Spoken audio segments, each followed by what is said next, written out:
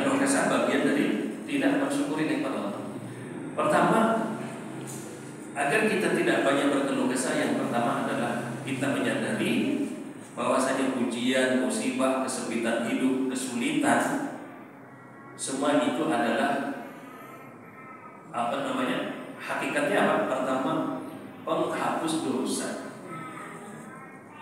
Maka seperti Bapak Nabi bersabda, tidaklah seorang muslim yang lelah, capek, khawatir, takut, gelisah sampai duri yang mengenai kulitnya itu adalah penghapus dosa yang pernah dilakukan. Ya. Subhanallah. Jadi bayangkan orang capek saja, orang lelah, khawatir, takut, gelisah, itu semua itu adalah penghapus dosa yang pernah dilakukan itu. Ya. Sampai dalam riwayat dikatakan seorang mukmin akan senantiasa diberikan bala, musibah, ujian, kelak sampai dia bertemu dengan Allah sudah tidak membawa dosa lagi.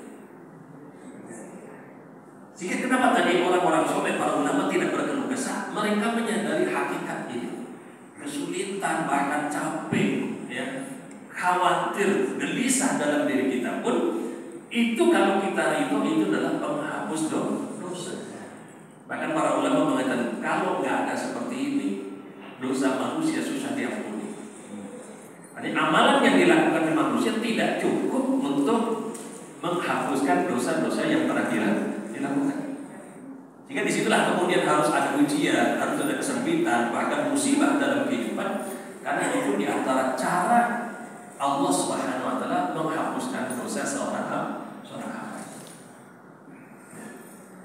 Kemudian ini yang pertama. Kemudian yang kedua, Bapak Ibu sekalian yang dirahmati Allah Subhanahu Wa Taala, hakikat dari ujian itu adalah sarana untuk meninggikan derajat seseorang di sisi Allah Subhanahu Wa Taala. Ya. Seperti anak-anak kita, cucu kita, kalau namanya naik kelas harus lulus ujian. Orang nggak lulus ujian nggak mungkin akan naik kelas. Nah, jika begitu juga ujian ini akan memfilter seseorang siapa yang layak dia naik derajatnya di sisi Allah dan yang tidak. Kalau dia tidak lulus dalam ujian Allah, dia tidak ridho dengan ujian tersebut, maka dia tidak akan naik derajatnya di sisi Allah SWT. Sehingga dari ujian yang selalu hadir, bahkan iman semakin tinggi, ketaatan semakin tinggi, ujian semakin kuat. Ya. Anak-anak sekolah begitu, semakin tinggi, ya ujiannya semakin berat, semakin susah. Tetapi apa? Dengan itulah derajat seseorang itu terangkat di sisi Allah Subhanahu Wa Taala.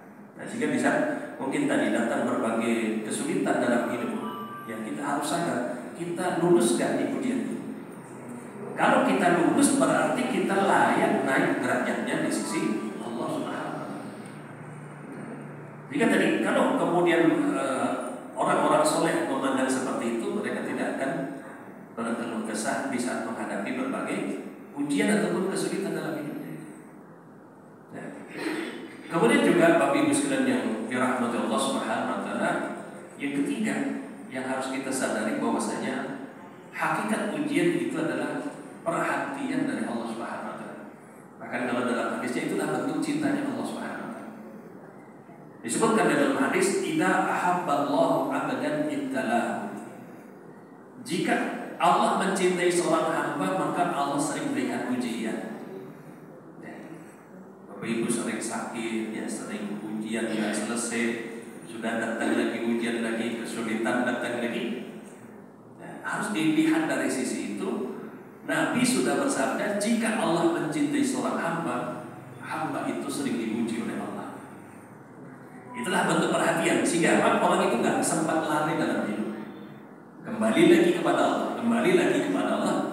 Berbeda dengan orang yang sudah dibiarkan sama Allah, mau berbuat apa saja, mau melakukan apa saja bebas. Na'udzubillah. Ya. Orang-orang seperti ini, kalau bahasa kita sering disebut orang yang dilulu, orang istidras, melakukan apapun disenangkan sama Allah. Tetapi apa?